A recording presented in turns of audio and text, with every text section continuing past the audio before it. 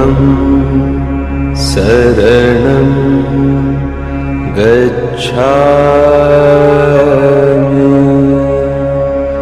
Dhammam Saranam Gacchāmi.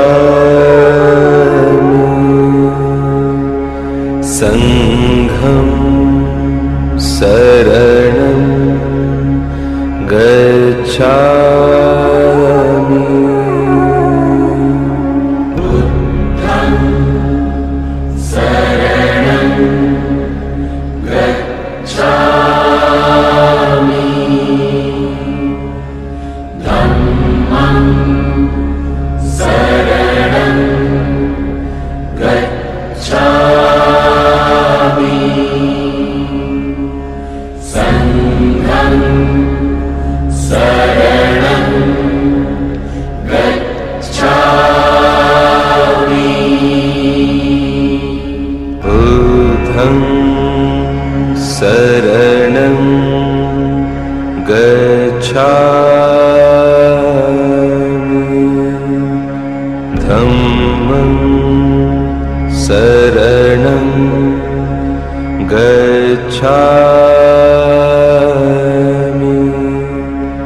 Sangham Saranam Gacchāmi. Buddham Saranam Gacchāmi. Dhammam Saranam Gacchāmi. Sangham Saranam Gacchāmi. Buddham Saranam Gacchāmi. Dhammam Saranam Gacchāmi. Sangham Saranam Gacchāmi. Buddham Saranam Gacchāmi. Dhammam Saranam Gacchāmi. Sangham Saranam Gacchāmi.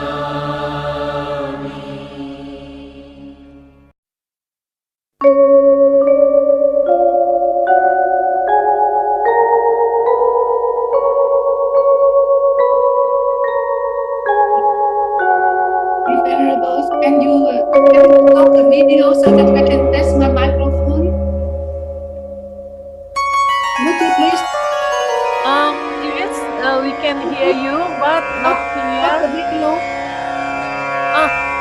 Venerable, you can test the mic after this video, okay? after this video? Buddham Saranam Gacchāmi. Dhammam Saranam Gacchāmi. Sangham Saranam Gacchāmi. Buddham Saranam Gacchāmi.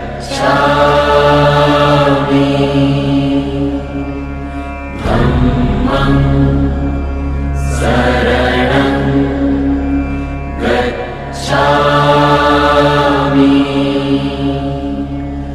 Sangham Saranam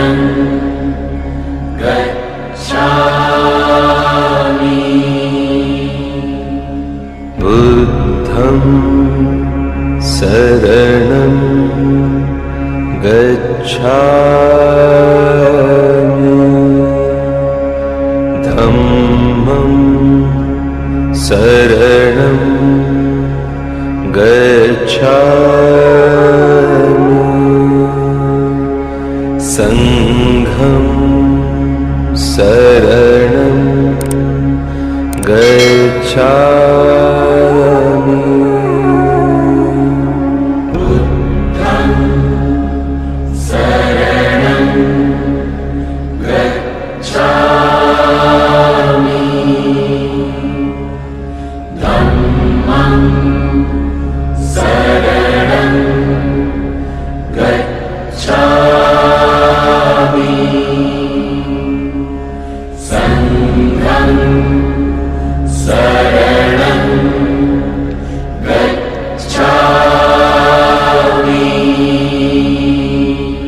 बुद्धं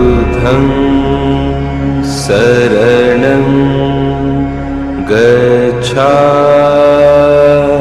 गच्छामि धम्मं शरणं गच्छामि संघं शरणं गच्छामि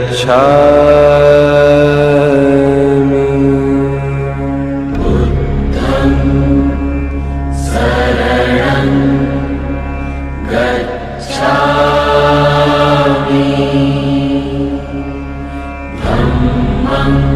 धम्मं शरणं गच्छामि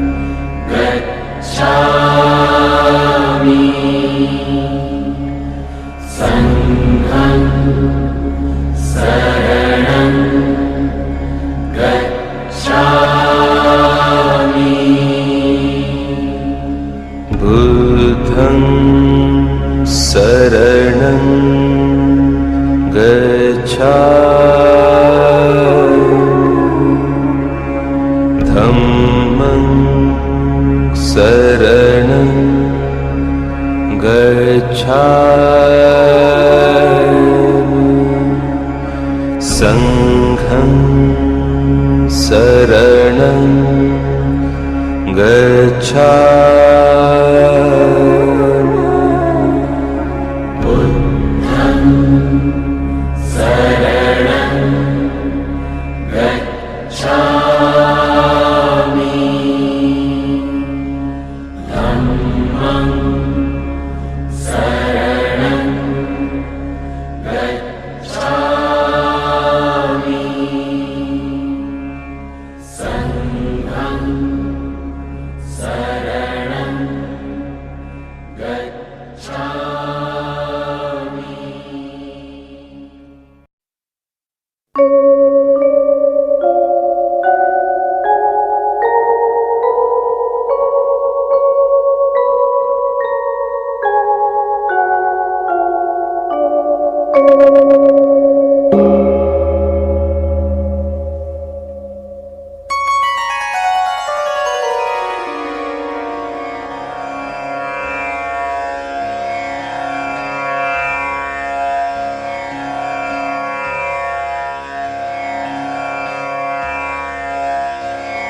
बुद्धं शरणं गच्छामि धम्मं शरणं गच्छामि संघं शरणं गच्छामि बुद्धं शरणं गच्छामि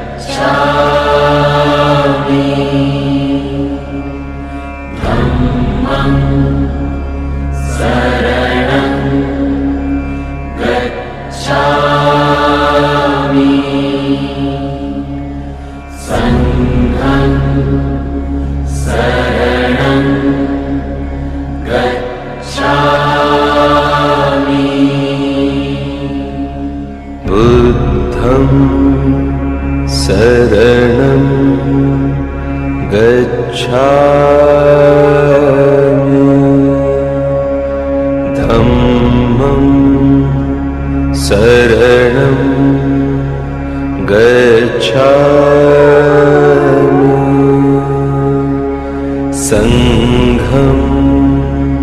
saranam gacchāmi.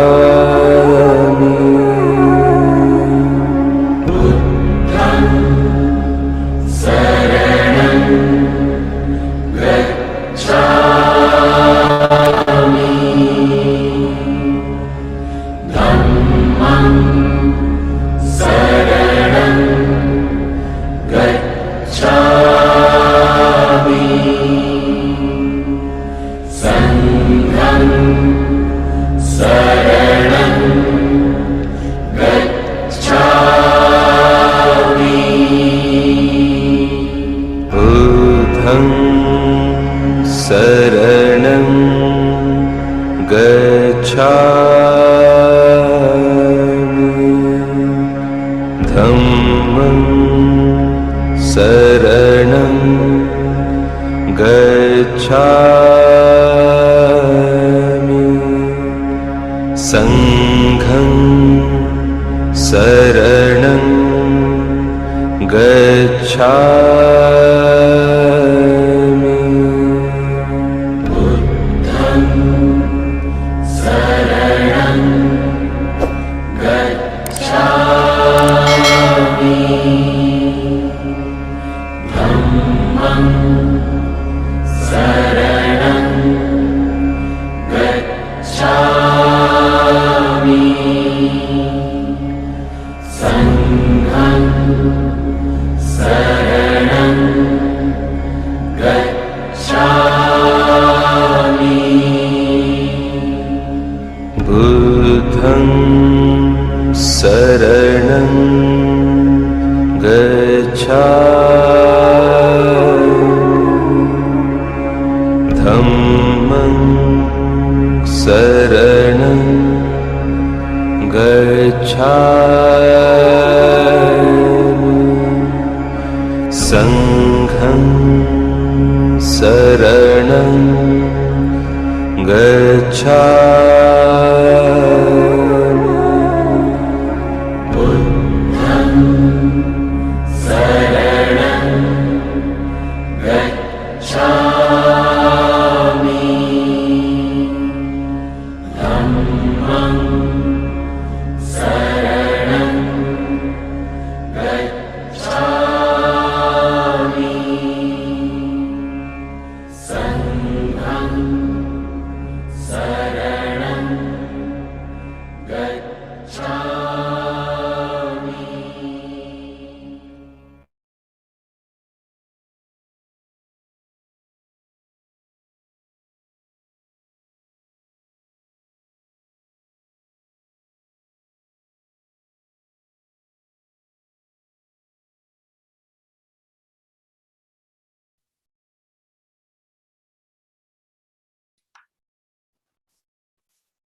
Respected most venerable bhikkhus and venerable bhikkhunis, upasaka and upasika, brothers and sisters in the Dhamma, and friends around the world, the United Theravada Bhikkhuni Sangha International Dhamma program is about to begin.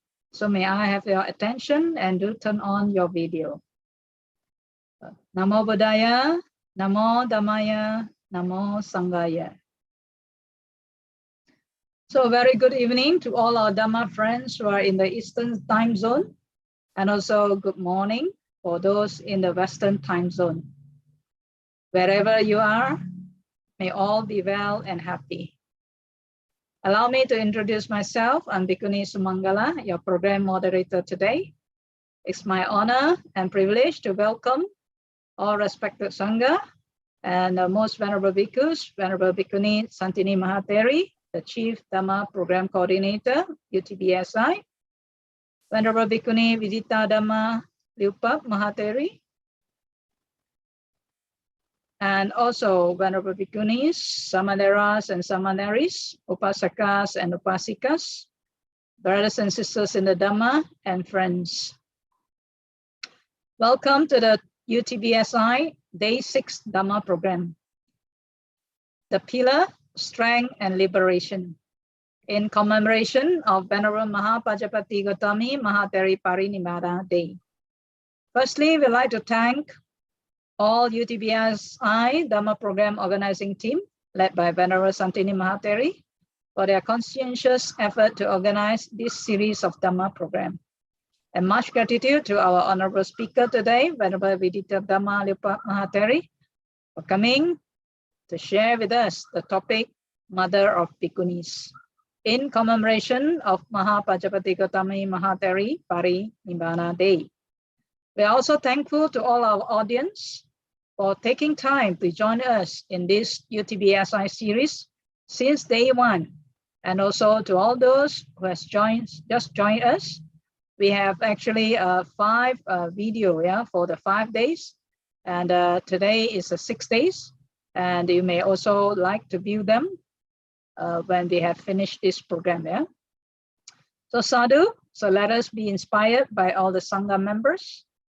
And also indeed, we are very blessed, and with the blessings of Triple Gem and with everyone's good intent and dedication in the Dhamma, since 17 February, the commemoration day went on smoothly every day. So today's program lineup for you is, first we will take homage in the Triple Gem, and also our homage to all the Bhikkhuni Sangha in the past. And also later, we will again show you day 6, part 6 of the video on Mahāpajāpatī Gotamī Mahatheri Parinibbāna story in the Apadana Gotamī. And after that, followed by Dhamma talk entitled Mother of Bhikkhunis. And later we have Q&A. And if you wish to ask question, you may actually send to the UTBSI host chat box or my chat box. And then we follow also by the commemoration of Mother of Bhikkhunis in the past and also in our eras. And we will, after that, share merits and all the blessings for our good deeds in coming to listen to this Dhamma. All right, so now we all have a fruitful day. And if you like, please subscribe also to our UTBSI YouTube channel and like, So stay tuned and stay attentive to tonight's program. And the technical team will do their best to keep the line smooth. But in case there's any internet line interruption, please stay calm and patient. And if you have any feedback, also please send to the UTBSI host chat box or my chat box. All right, now we shall grace this occasion by recalling to mind our refuge in the Buddha, Dhamma, and Sangha. And with folded palms in Anjali, may we now invite Venerable Santini Mahatheri, the Chief Dhamma Program Coordinator, UTBSI, to lead us in paying homage to the Buddha, taking refuge in the Triple Gem, recollection of qualities of the Buddha, Dhamma, and the Sangha, and also the chant of Aga Savika Vandana. Venerable Santini, please. Most venerable Sangha members, my brothers, my Dhamma sisters and brothers, ladies and gentlemen, let's chant together. Arahang Samma Sambuddho Bhagava Buddhang Bhagavantang Abhivademi Swakhato Bhagavata Dhammo Dhammang Namasami Supatipanno Bhagavato Sāvaka Sangho Sanghang Namami Handamayang Buddhassa Bhagavato Pumbabhaganamakara กโรมาเซนะโมตัสสะภะคะวะโตอะระหะโตสัมมาสัมพุทธัสสะนะโมตัสสะภะคะวะโตอะระหะโตสัมมาสัมพุทธัสสะนะโมตัสสะภะคะวะโตอะระหะโตสัมมาสัมพุทธัสสะบุตตังสารนังกัจฉามิธัมมั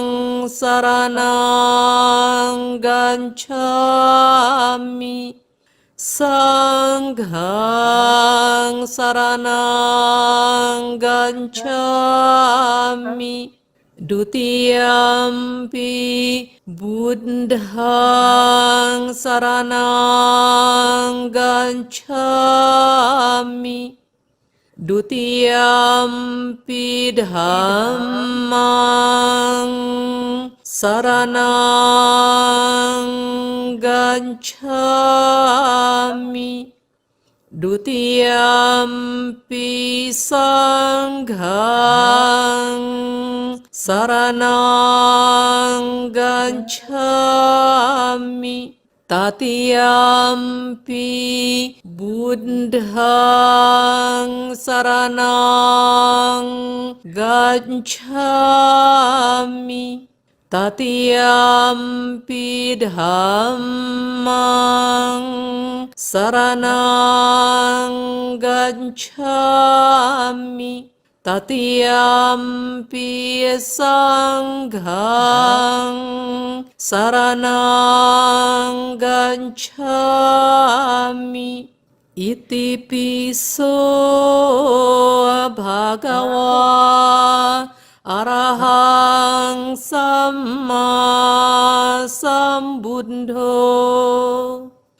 วิจจารณสัมปันโนสุขโตโลกวิดูอนุตตโรปุริสธัมมาสารถิสัทธาเดวมนุสสานังบุตโธภะคะวะติสวากขาโตภะคะวะตาธัมโมสันดิตถิโกอาคาลิโกเอหิปัสสิโกโอปานายิโกปัจจัตตังเวดิตัมโบวิญญูหิติสุปฏิปันโนภะคะวะโตสาวกสังโฆอุจุปฏิปันโนภะคะวะโตสาวกสังโฆญาญาปฏิปันโนภะคะวะโตสาวกสังโฆสามิจิปฏิปันโนภะคะวะโตสาวกสังโฆ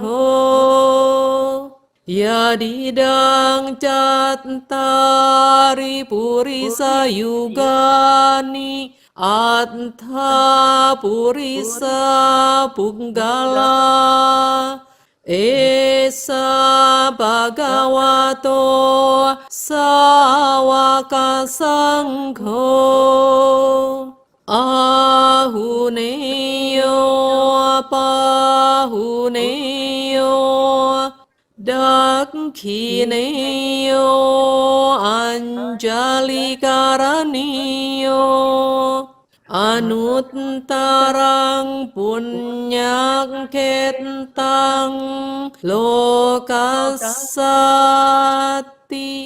Nati me saranang anyang Buddho me saranang warang Etena sajjavajjena Sotthiate hotu sabbada Nati me saranang anyang Dhammo me saranang warang Etena sajjavajjena Sotthiate hotu sabbada Nati me saranang anyang Saṅgho me saranang warang Etena sajjavajjena Sotthiate hotu sabbada Ratanyunang bhikkhuninang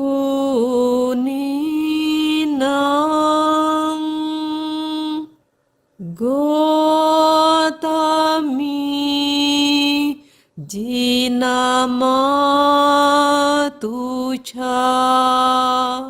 Thapita anggathanamhi Sada sotthing karotuno Mahāpajāpatī namaggatha Khematheri tipakata Sāvika Buddha Sethasa Sada sotthing karotuno Theri uppalawanaca Idhimanti namuttama Sāvika Buddha Sethasa Sada sotthing karotuno Sadhu Sadhu Sadhu. Thank you. Sadhu, sadhu, sadhu. Thank you, Venerable Santini Mahateri. Now, keeping in mind the triple gem, may all of us have a fruitful program. So next, we will see the life story and the story of Venerable Mahāpajāpatī Gotamī from day 1 to day 5 was very insightful, and it reminds us of the virtues and cultivation towards liberation, and also the importance of Kalyanamitta and association with the Sangha, and especially to the Buddha. So today we have part 6, and of the 7. And today let us watch attentively and reflect again on what qualities you will find out through this Mahāpajāpatī Gotamī story. So let us sit back and relax and watch attentively. Mahāpajāpatī Gotamī Theri Apadana.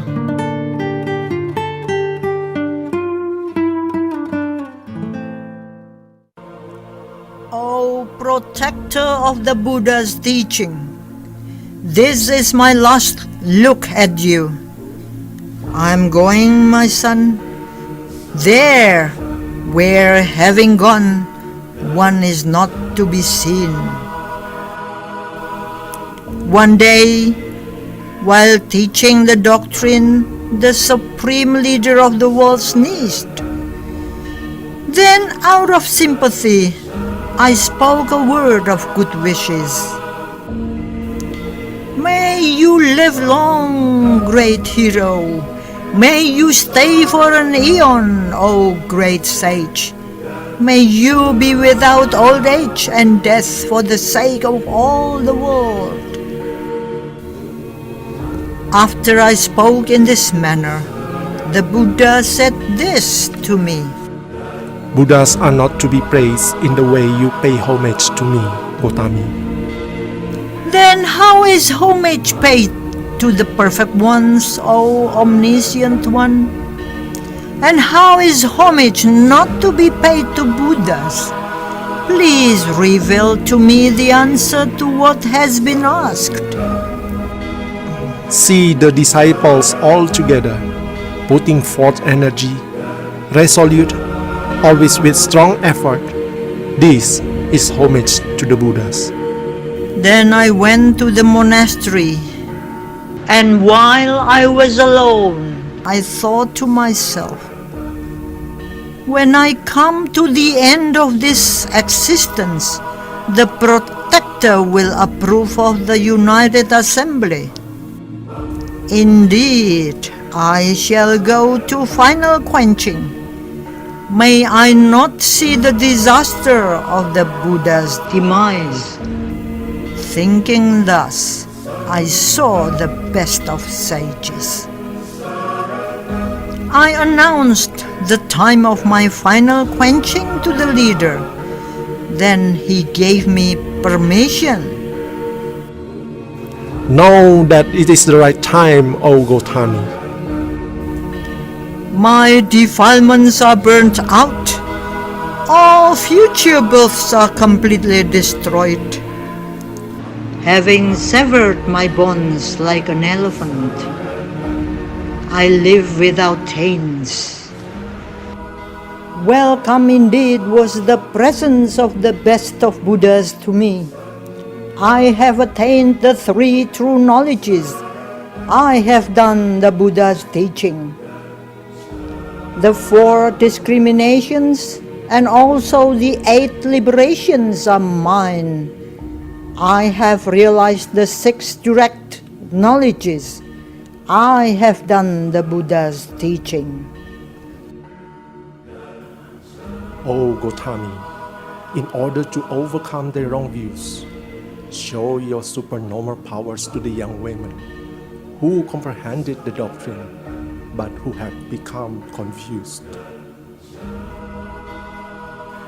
Then Gotamī fell down before the fully awakened one, and she flew up into the sky and showed many supernormal powers with the Buddha's permission. Having been one, she became many, and having been many, she became one. She appeared and vanished. She went through a wall as if going through the sky without any obstacle. She plunged into the earth. She went on the water as if it were dry land without sinking. She went cross-legged through the sky like a bird. Then she brought her body under her control as far as the Brahma abode. She made Mount Sumeru into a stick and turned over the great earth with its roots. She made it into a sunshade. Then carrying it, she walked up and down the sky. Then she made the world full of smoke and full of garlands of flames, like the time when the 6 suns arise at the end of an age. In one fist, she grasped the large rocks in the river of the Muchalinda lake at the foot of Mount Meru, like they were all mustard seeds. With the tip of her finger, she covered the sun and the moon. She wore 1,000 suns and moons like a garland. She carried the waters of the 4 great oceans in one hand and rained them forth like the great rain produced by the rain cloud at the end of an age. She made a wheel-turning monarch and his retinue appear on the surface of the sky. She showed a Garuda, an elephant, and a roaring lion. Being one, she created an immeasurable group of bhikkhunis. Then she made them disappear, and being one again, she said to the sage, Great hero, your aunt has accomplished your teachings, has arrived at her goal. I pay homage at your feet, O one with vision. After showing these various sorts of supernormal powers, she descended from the surface of the sky. She paid homage to the light of the world and sat down on one side. O great sage, it is 120 years since my birth. That is long enough, O hero. I shall be quenched, O leader. Then all the assembly was very astonished. They paid respects with raised hands together and asked, Noble lady, how did this unequal exertion of supernormal powers come about? Then the other bhikkhunis rose up to the surface of the sky, met there like stars, and blazed forth with great supernatural powers. They showed many supernormal powers, just as a well-trained smith makes gold malleable for shaping. And then they exhibited many different marvels. They delighted the noble speaker, the sage, with his retinue. They came down from the sky and paid homage to the best of seers. Then, with permission of the best of men, they sat down in appropriate places. O Gotamī, you have been sympathetic to us all for a long time. Established through your meritorious deed, we have reached the annihilation of our taints. Our defilements are burnt out. All birds are completely destroyed. Having severed our bones like an elephant, we live without taints. Welcome indeed was the presence of the best of Buddhas to me. We have attained the 3 true knowledges. We have done the Buddha's teaching. The 4 discriminations and also the 8 liberations are ours. We have realized the 6 direct knowledges. We have done the Buddha's teaching. We have mastery of the supernormal powers.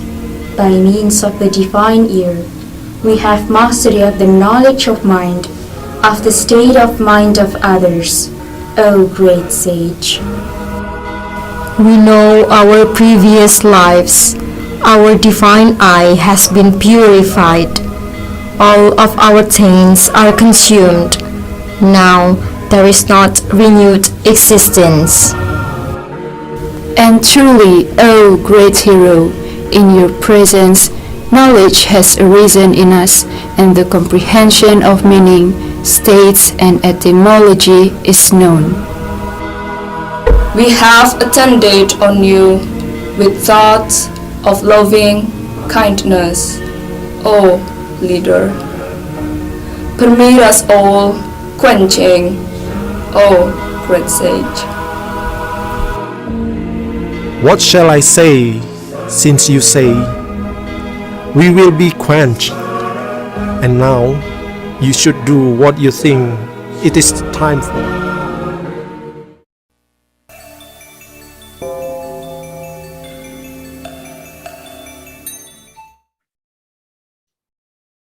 So it's a very interesting continual part 6, where we can reflect on the enlightenment. Maybe you hear the word quenching, so it means they have attained the realization, the taste of enlightenment, and she asked for permission to attain Parinibbāna before the Buddha, and the Buddha actually shared and to request to her to show their attainment, their knowledge and attainment.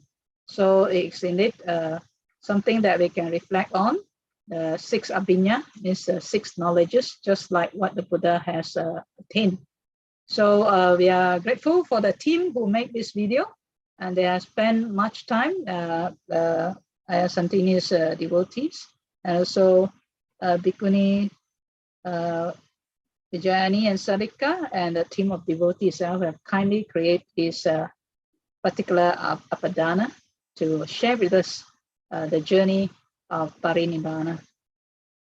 So today we have our topic for our reflection again, and also for input of Dhamma. Today's topic is Mother of Bhikkhunis, and we know that actually in the Buddha's teaching, there are many aspects that are related, and in simile also talking about mother. And what we have is, if we in the upper dana also we see that Mahāpajāpatī Gotamī Mahāteri mentioned to the Buddha, well gone one, I'm your mother, and you are my father, hero. Lord, who gives the good teachings joy, O Gotama, am born from you.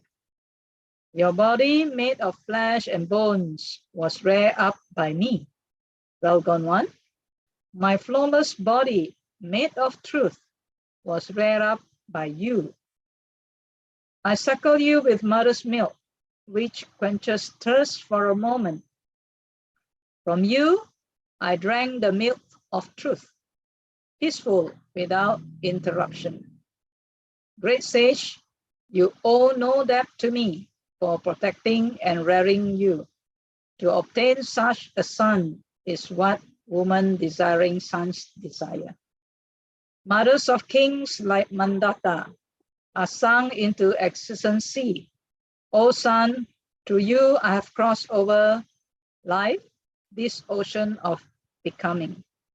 Woman can easily obtain the name king's mother or chief queen. The name mother of the Buddha is the hardest name to obtain. Today, we have this topic, Mother of Bhikkhunis, and we will explore more on the role of Mahāpajāpatī Gotamī Mahāteri. And we would like to introduce you to our honorable speaker, Venerable Bhikkhuni Vidita Dhamma, and fondly known as Venerable Lupa Mahāteri. So may I introduce her to you. And Venerable Lupa has been a very eloquent speaker, And she has also been to Malaysia for a few times to help us in the seminary program. Yeah, and we're glad that today, throughout the world, we can also listen to Venerable to share with us this topic. So Venerable actually was born on July 26, 1967 in Hue, Vietnam, in a traditional Buddhist family. As she had learned the Dhamma when she was small, she became a nun right after she graduated from Hue Teachers Training College, major in English in 1991. After being trained in Mahayana tradition for 3 years, she has diverted to Theravada tradition and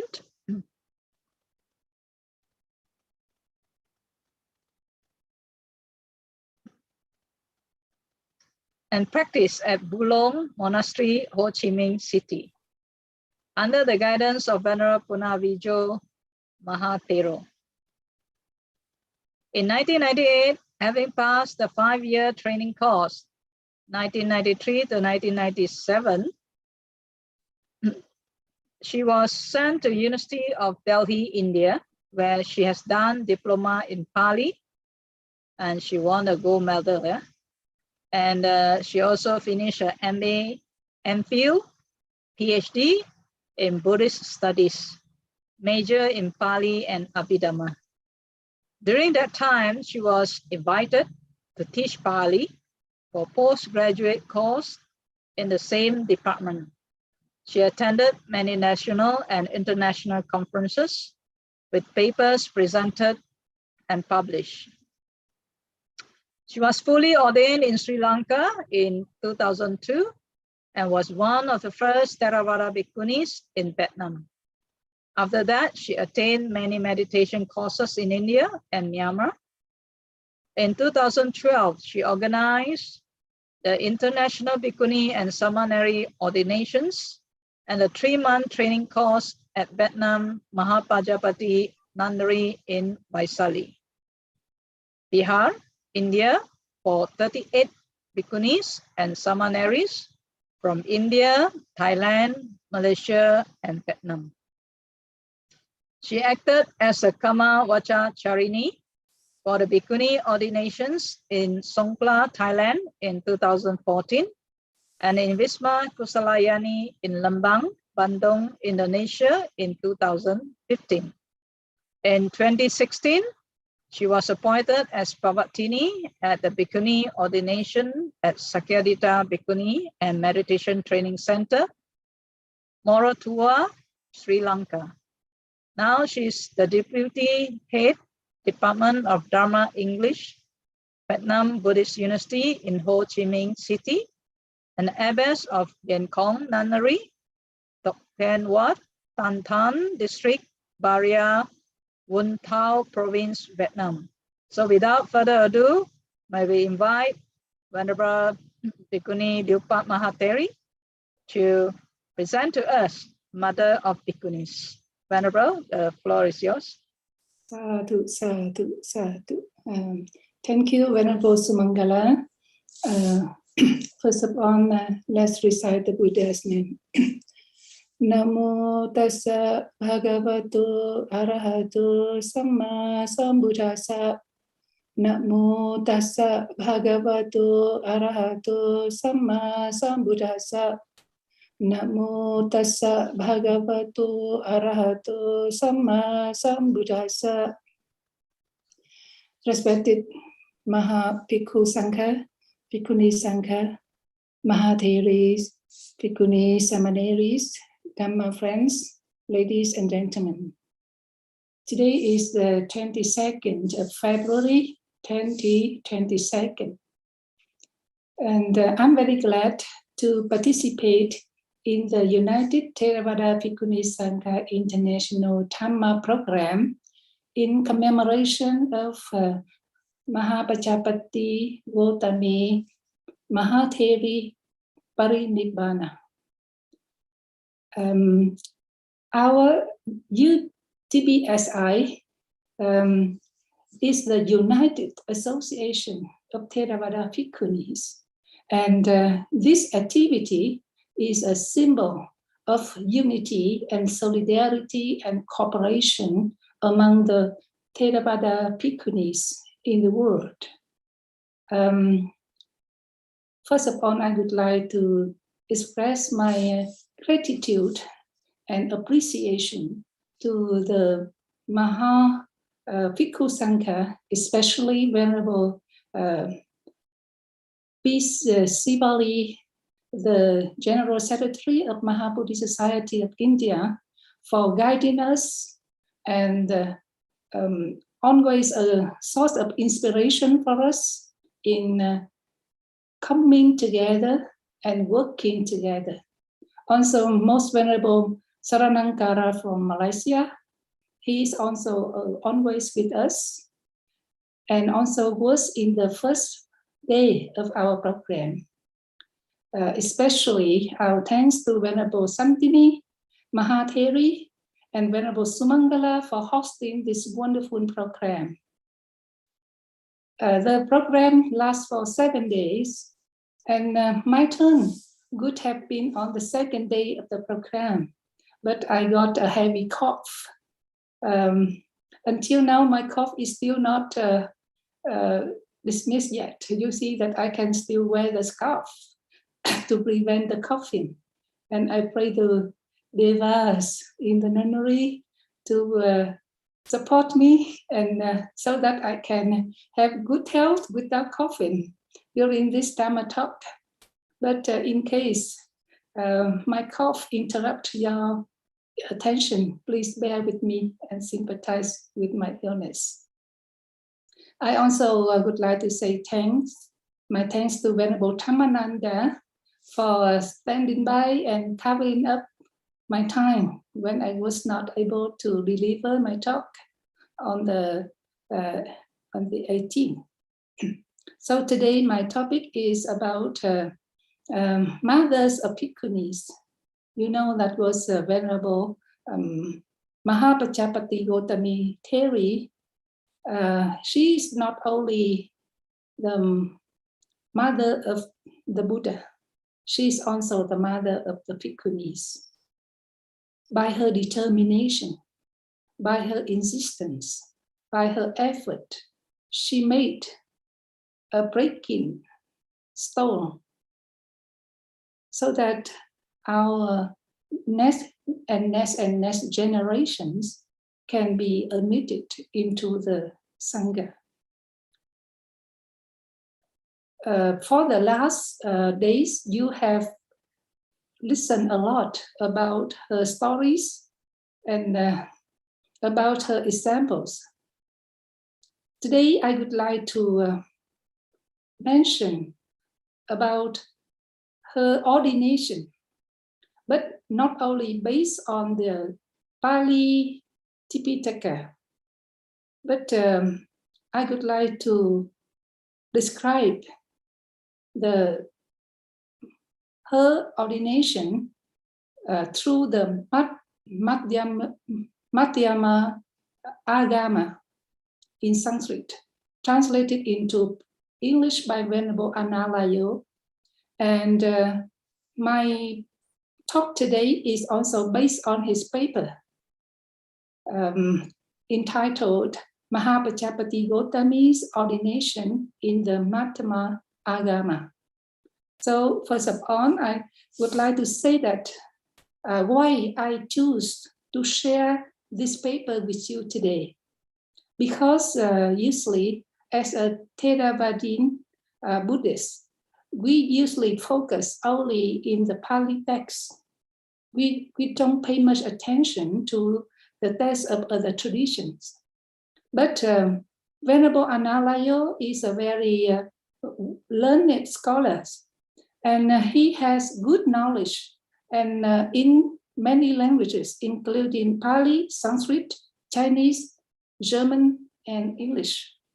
And he has a critical mind, critical thinking, and also a very critical way of presenting a topic.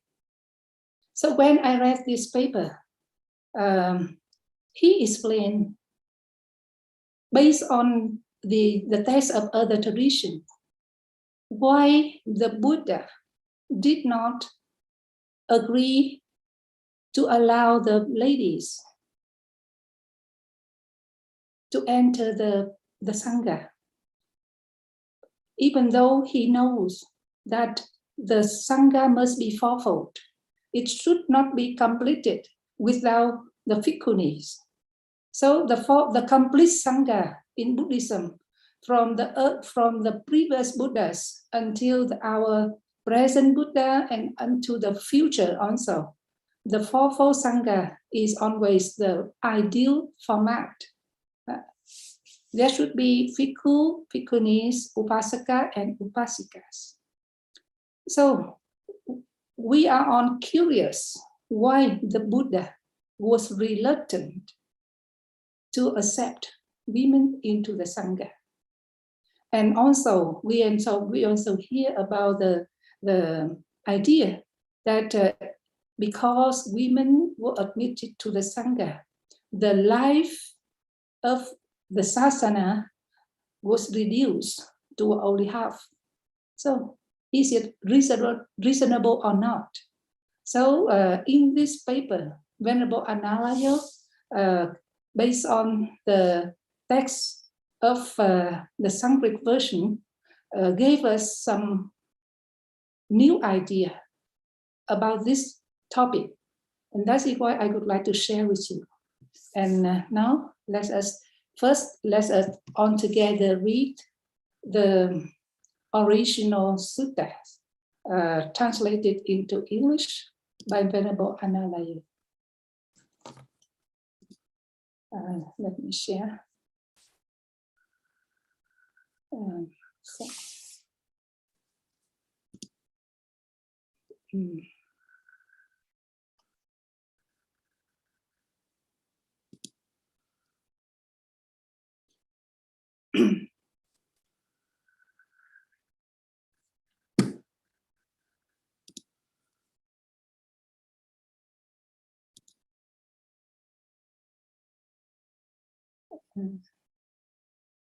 Sorry.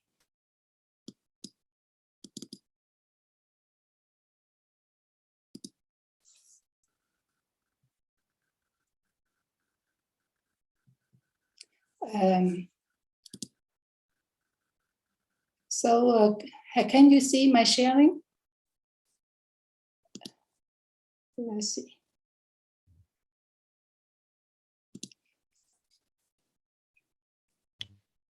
Yes, we can see. Okay, thank you. So this is the title of the topic. Mahāpajāpatī going forth in the Madhyama Agama.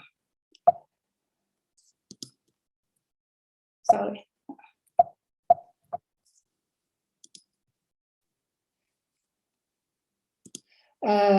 So first, let's read together the discourse on Gotamī. Thus have I heard. At one time, the Buddha was dwelling among the Sakyans at Kapilavatthu in the Nigarotha Park, observing the rainy season retreat together with a great company of monks. At that time, Mahāpajāpatī Gotamī approached the Buddha, paid homage with her head at the Buddha's feet, and standing back to one side, said, "Blessed one, can women attain the fourth fruit of recluseship?" Here we should compare that in Anguttara Nikaya, Gotamī does not bring up the topic of women's ability to attain the 4 levels of awakening. In the Anguttara Nikaya version, she only asks for ordination. But in this version, we have first, she mentioned the fruit.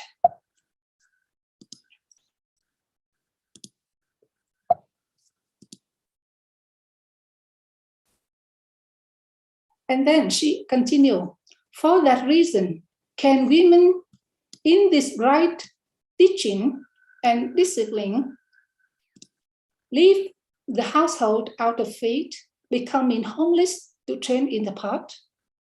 The Blessed One replied, wait, Gotamī, do not have this thought, that in this right teaching and discipline, women leave the household out of faith, becoming homeless to train in the path.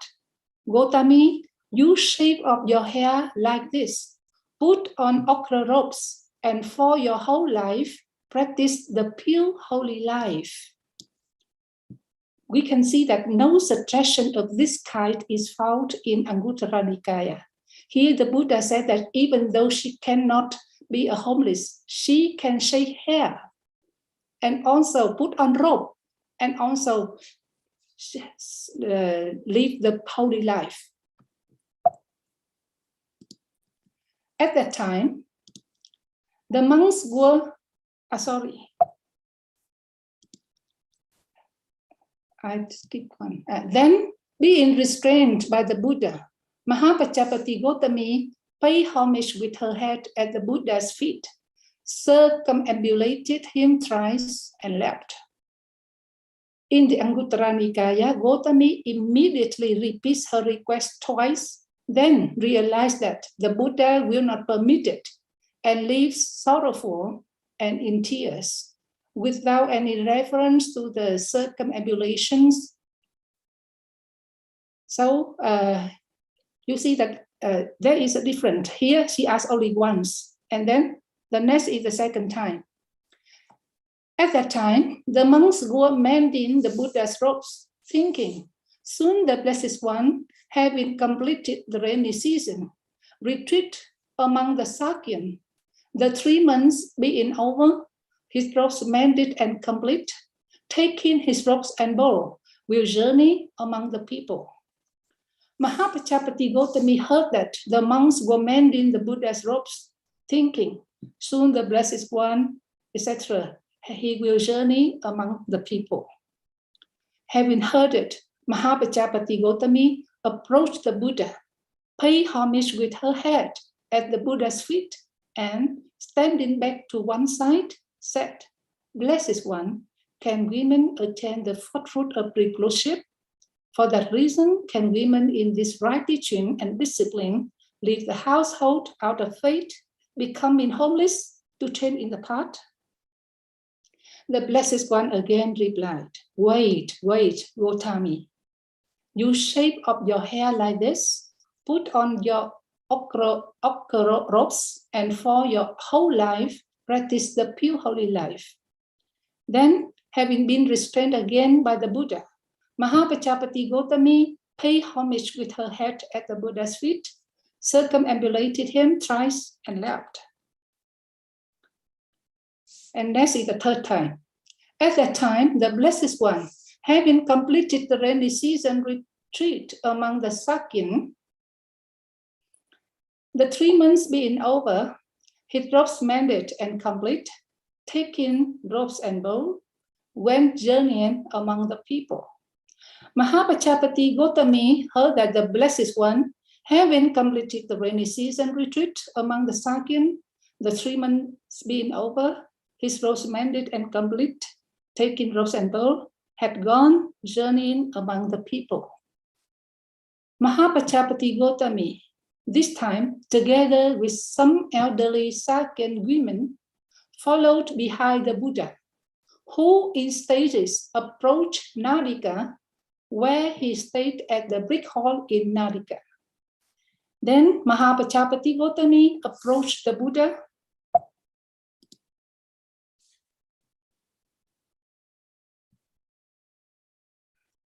again, paid homage with her head at the Buddha's feet, and standing back to one side, said, Blessed One, can women attain the fourth fruit of reclusive?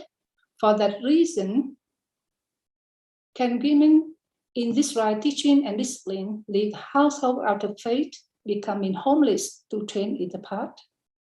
A third time, the Blessed One replied, wait, Gotamī. You shave up your hair like this, put on ochre robes, and for your whole life, practice the pure holy life.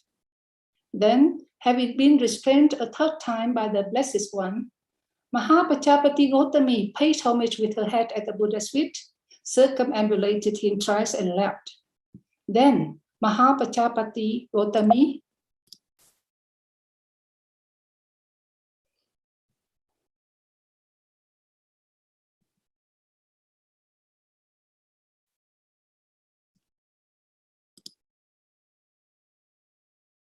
stood once outside the entrance, her bare feet soiled and her body covered with dust, tired and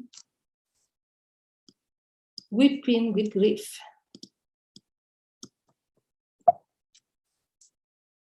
The Venerable Ananda saw Mahāpajāpatī Gotamī standing outside the entrance, her bare feet soiled and her body covered with dust, tired and weeping with grief. Having seen her, he asked, Gotamī, for what reason are you standing outside the entrance, your bare feet soiled and your body covered with dust? Mahāpajāpatī Gotamī replied, Venerable Ananda, in this right teaching and discipline, women do not obtain the living of the household out of faith, becoming homeless to train in the path. The Venerable Ananda said, Gotamī, you just wait here.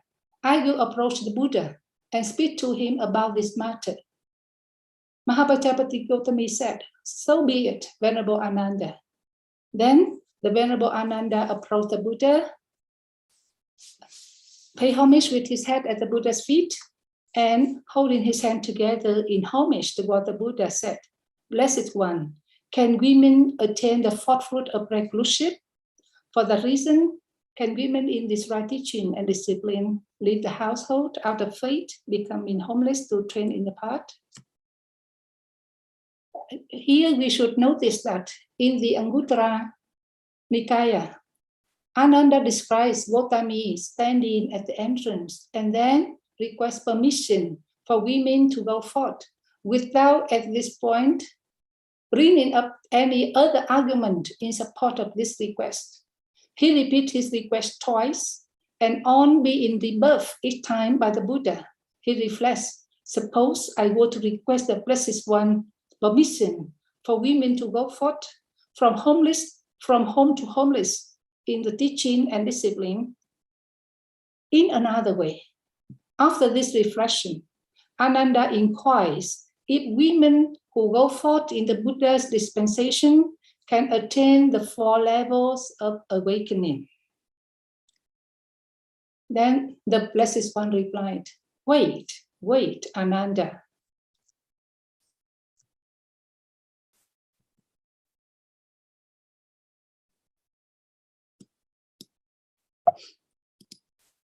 Do not have this thought that in the right teaching and discipline, women leave the household out of faith, becoming homeless to train in the path. And this paragraph, you can see that it is very important.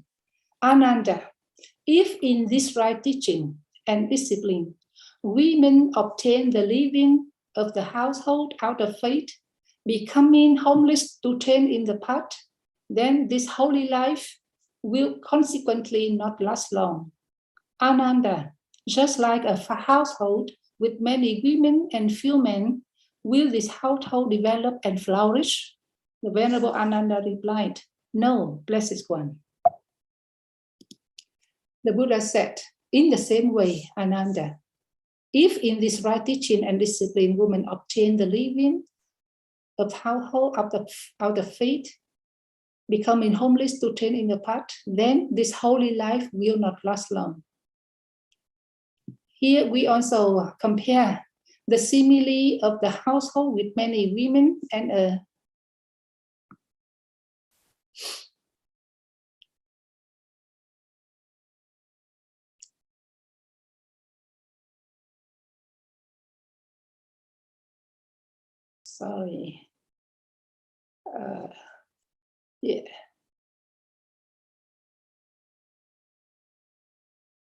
simile, the simile of the household with many women and a reference to the holy life not lasting long occurs in Anguttara only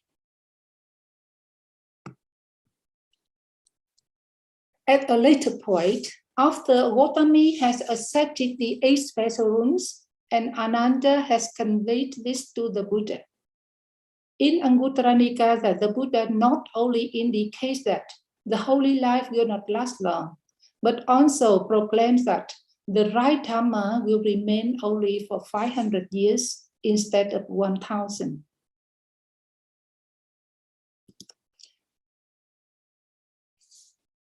And also,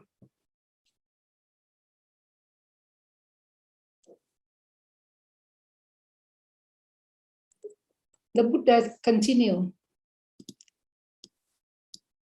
Ananda, just as a field of rice or a field of wheat in which grow, that field will certainly come to ruin. In the same way, Ananda, if in this right teaching and discipline, women obtain the living of the household out of faith, becoming homeless to train in the path, then this holy life will not last long. The Venerable Ananda said again, Blessed One, Mahāpajāpatī Gotamī has been of much benefit for the Blessed One. Why is that? After the Blessed One mothers passed away, Mahāpajāpatī Gotamī raised the Blessed One. Here we should notice that the argument of the Buddha's indebtedness to Gotamī occurs earlier in another sutra in the Anguttara Nikaya, after Venerable Ananda gets the Buddha to admit that women can attain the 4 levels of awakening. The Buddha responds to this argument by right away stipulating the 8 special rules without pointing out in what way he had benefited Gotamī. The Blessed One replied, Indeed, Ananda,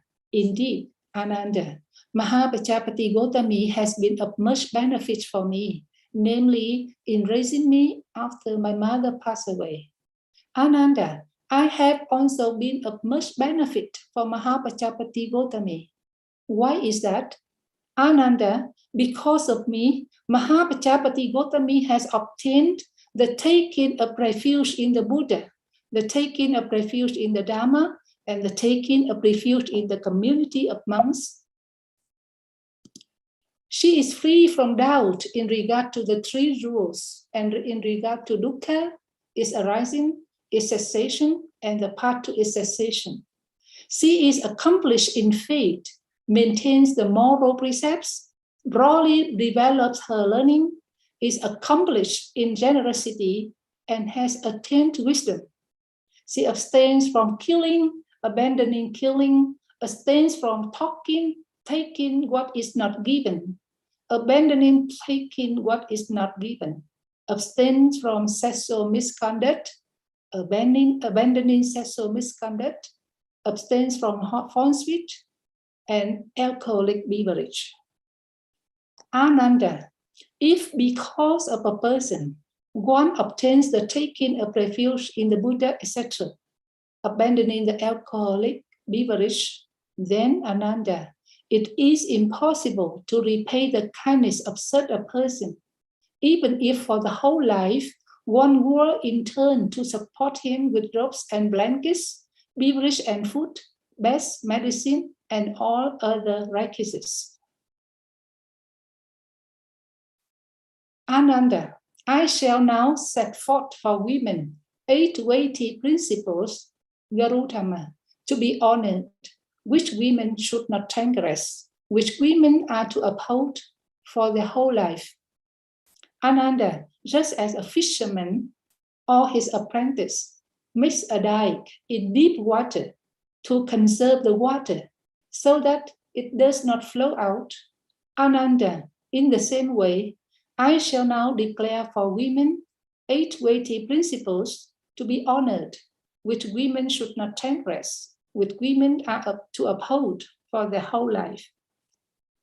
Ananda, if Mahāpajāpatī Gotamī upholds the 8 weighty principles to be honored, this is her going forth in this right teaching and discipline to train in the path, her receiving of the higher ordination and becoming a nun. Then, Having heard what the Buddha said, having received it well and remembered it well, the Venerable Ananda paid homage with his head at the Buddha's feet, circumambulated him thrice, and left. He approached Mahāpajāpatī Gotamī and said to her, Gotamī, women do obtain the living of the household out of faith in this right teaching and discipline, becoming homeless to train in the path. Mahāpajāpatī Gotamī, the Blessed One, has set forth for women 8 weighty principles to be honored, which women should not transgress, which women are to uphold for their whole life. What are the 8?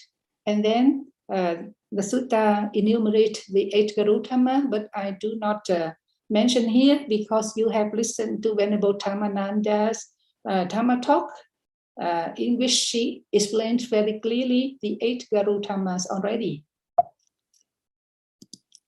Then Mahāpajāpatī Gotamī said, Venerable Ananda, listen while I deliver a simile.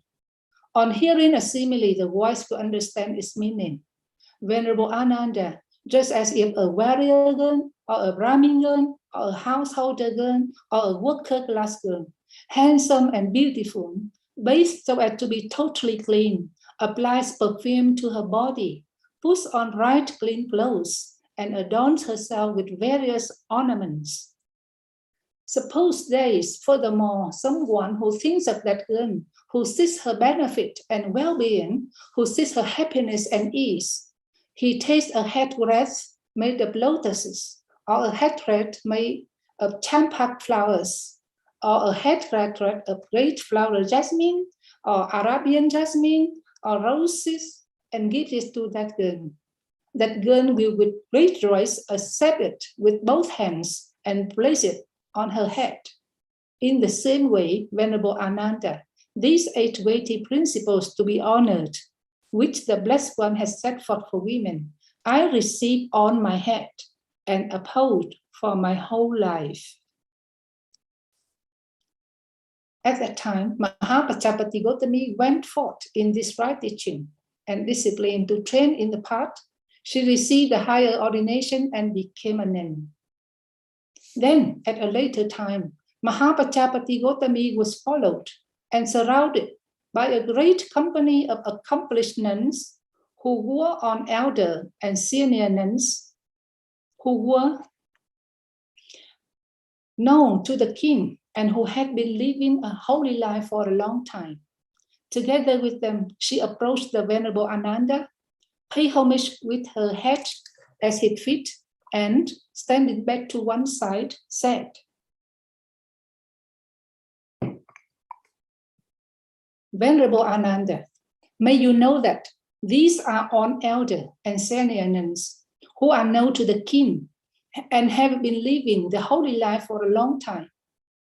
In regard to those young monks who have just started to train, who have recently gone forth and not long come to this right teaching and discipline, let these monks pay homage with their heads at the feet of those nuns in accordance with seniority, being respectful and reverential, greeting them with hands held together in homage.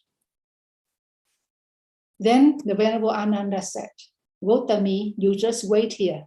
I will approach the Buddha and speak to him about this matter. Then the Venerable Ananda approached the Buddha and he told the story that Blessed One, today Mahāpajāpatī Gotamī, together with a company of elder and senior nuns, she came, paid homage to me, and she said, Venerable Ananda, etc. The same, he repeat the same request of Venerable Gotamī.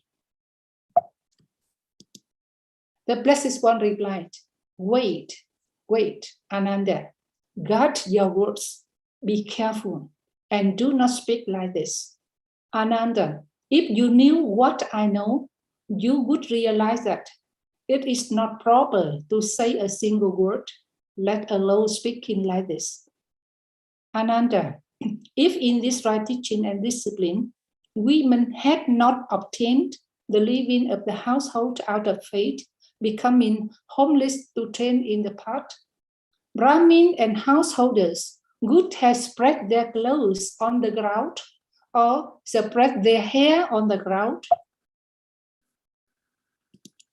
or would have respectfully taken various types of beverage and food in their hands, stood at the roadside waiting, or would respectfully have taken them by the arm to lead them inside their houses, holding various types of valuable offerings, and said the following: diligent recluses, please work on this.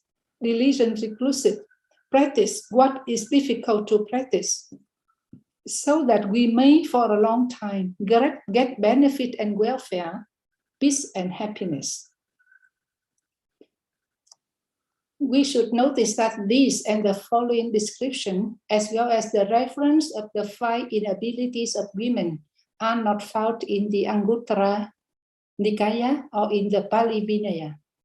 But stepping on an article spread on the ground for good luck appears to have been a custom in ancient India. As the Vinaya also records an allowance for monks to step on cloth when asked to do so by laity for the sake of good fortune. The Buddha continued, Ananda, if in this right teaching and discipline, women had not obtained the living of the household out of faith, becoming homeless to train in the path, then even the sun and moon, who are of great power, of such great majesty, would not have met the majesty and virtue of diligent recluses. What to say of those lifeless and skinny heterodox practitioners? Ananda, if in this right teaching and discipline, women had not obtained the living of the household out of faith, then this right teaching would have remained for 1,000 years. Now it has been decreased by 500 years and will remain only for 500 years.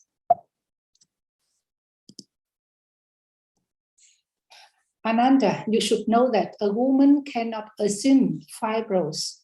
It is impossible that a woman could be a Tathagata, free from attachment, rightly awakened, or a will-turning king, or the heavenly ruler Sakka, or King Mara, or the great god Brahma.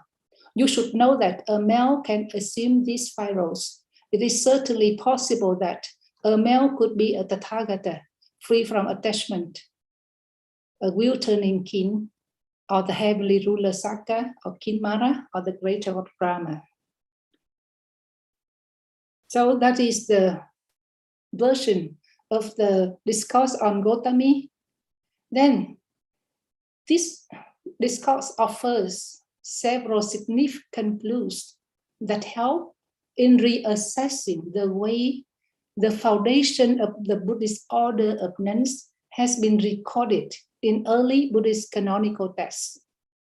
One of these indications is that the Buddha's refusal of Mahāpajāpatī Gotamī's request is accompanied by an alternative suggestion.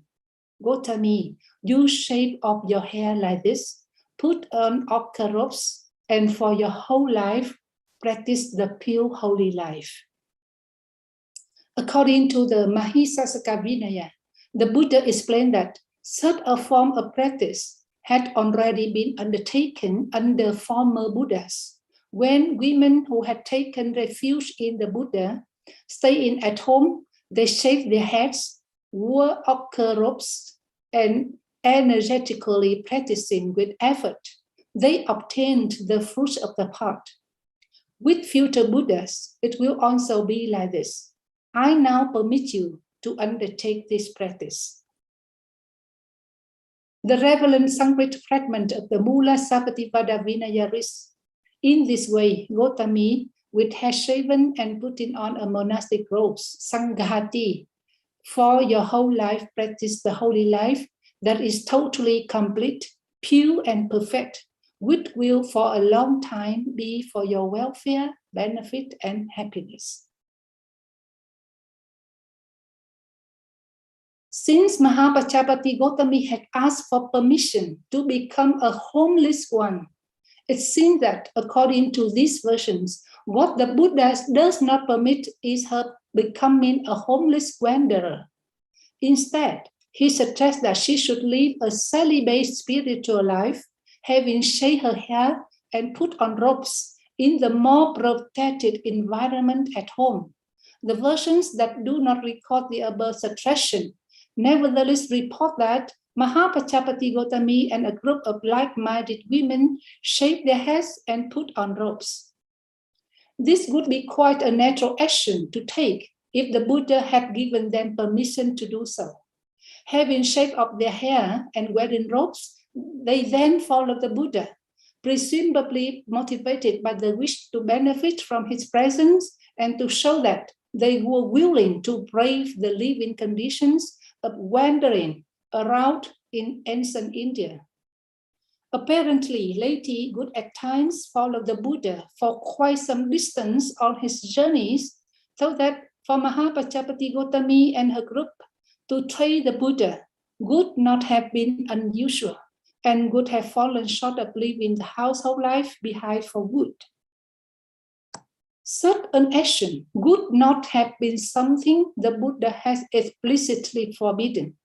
However, for them to shave the head and wear robes on their own initiative without having received some sort of suggestion in this respect by the Buddha would be an improbable course of action to take.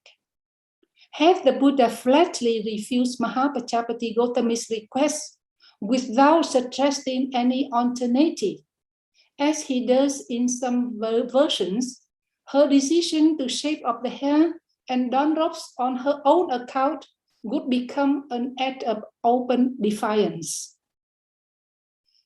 Blackstone, a scholar, based on studying only the Theravada version, comes to the conclusion that in defying the Buddha, Mahāpajāpatī poses a direct challenge to the Buddha's authority. This seems unlikely in view of the authority of the Buddha. The Buddha was invested with, according to early Buddhist texts, in view of the fact that these women must have considered themselves his disciples. In fact, most versions give quite explicit indications that Mahāpajāpatī Gotamī should be reckoned a stream enterer, Sotapanna, at the present juncture of event.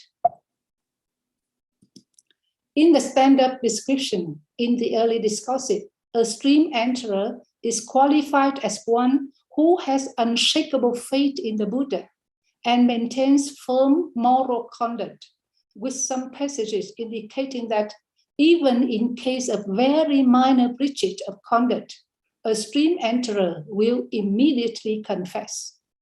This conveys a sense of eagerness to follow the Buddha's commands that makes it highly unlikely that a stream enterer would be depicted as deliberately challenging the Buddha and publicly acting contrary to the instructions he or she has received directly from the Buddha. Moreover, the narrative in the extant versions records no criticism or reproach of Mahāpajāpatī Gotamī and her companions having a shaved head and wearing monastic robes. None of the canonical versions reports any remark by the Buddha about this action, even though in some versions, Mahāpajāpatī Gotamī approached him directly with her hair shaved off and dressed in monastic robes. Had this been an act of open defiance, or even just a personal whim, this would naturally have led to at least a passing comment on her behavior, if not to open censure. Even when Ananda asked Mahāpajāpatī Gotamī what is making her cry, in several versions, he does not refer at all to her shaven head or wearing monastic robes, but merely notice that she is sad and exhausted from traveling. Had this not been preceded by some kinds of allowance by the Buddha, Her sudden appearance with her hair shaved off and donning robes would have merited a comment.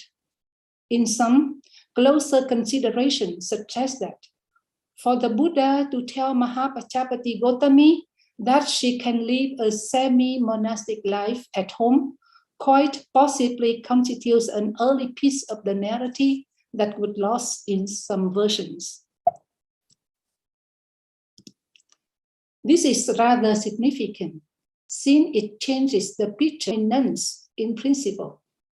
A refusal in principle would stand in contrast to the report that he planned to have an order of nuns from the outset at the Digha Nikaya Sutta number 16. Instead, his refusal would be just an expression in concern that at a time when the Buddhist order was still in its beginnings, lack of proper dwelling places and the other living conditions of homeless life might be too much for the Sakyan ladies.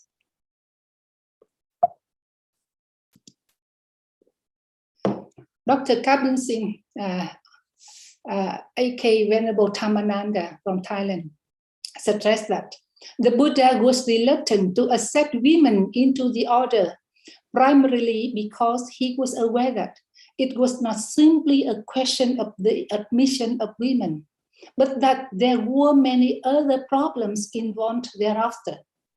The immediate objection was possibly Mahāpajāpatī herself.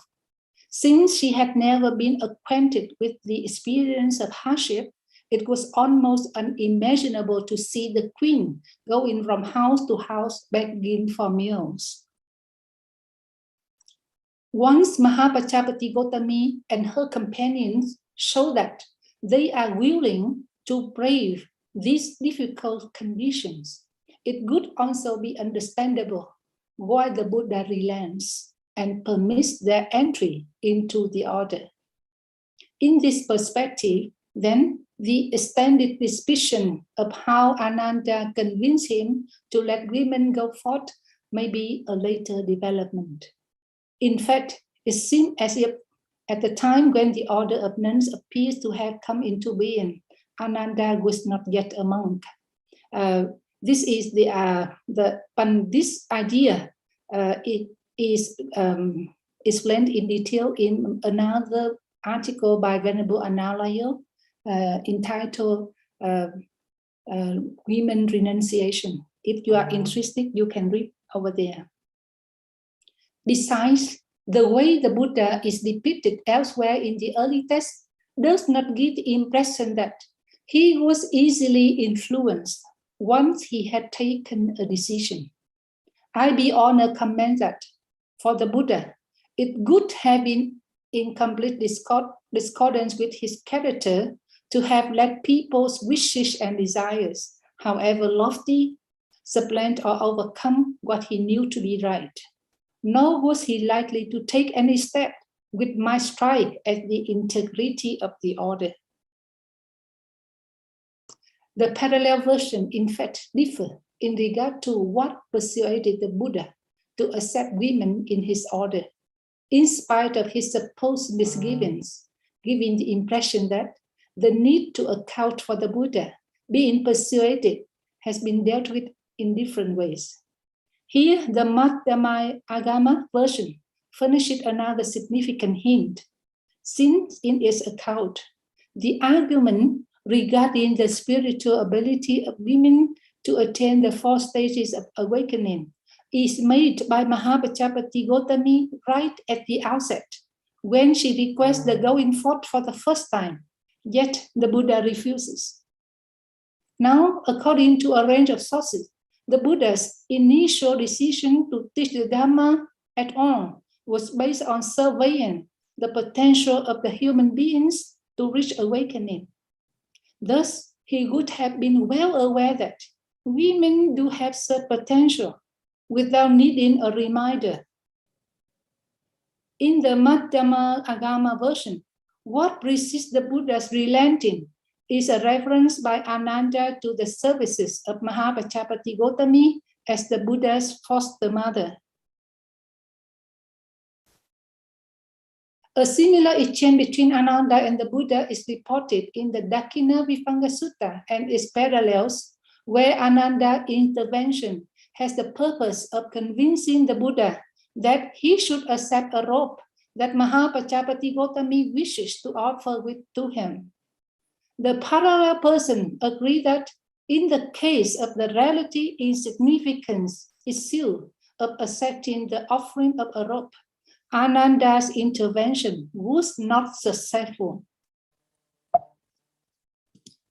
This makes it difficult to conceive of the same argument being more successful as part of an attempt to convince the Buddha to permit women to go forth, if he had indeed been unwilling to have an order of nuns. This is all the more the case if he knew that this permission would go in to shorten the duration of his dispensation. Besides, in most versions of this exchange, the Buddha clarifies that he has already settled his debt of gratitude by establishing Mahāpajāpatī Gotamī in taking refuge and the precepts, as well as in becoming a stream enterer.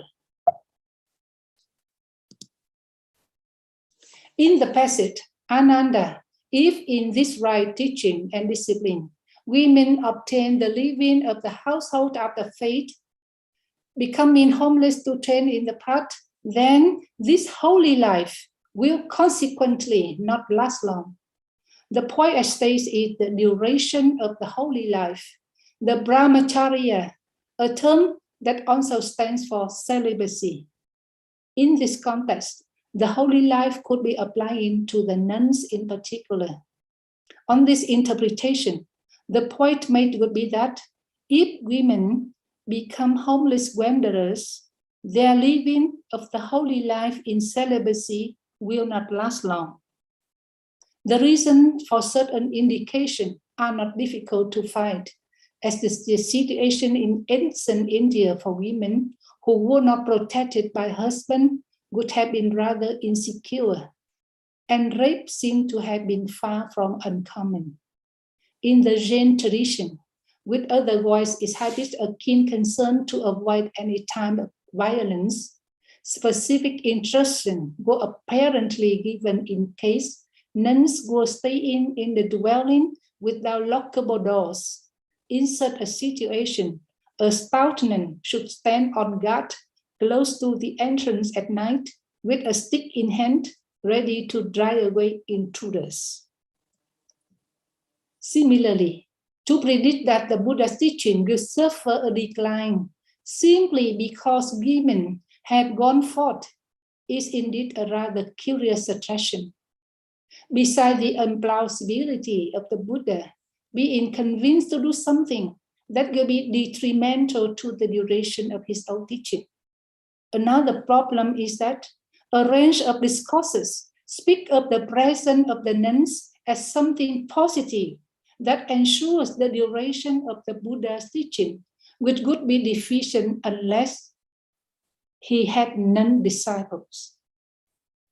Such references stand in direct contrast to the notion that women's going forth could adversely affect the duration of the Buddha dispensation, further supporting the impression that this could be one of the later elements of the account of how the order of nuns came into being.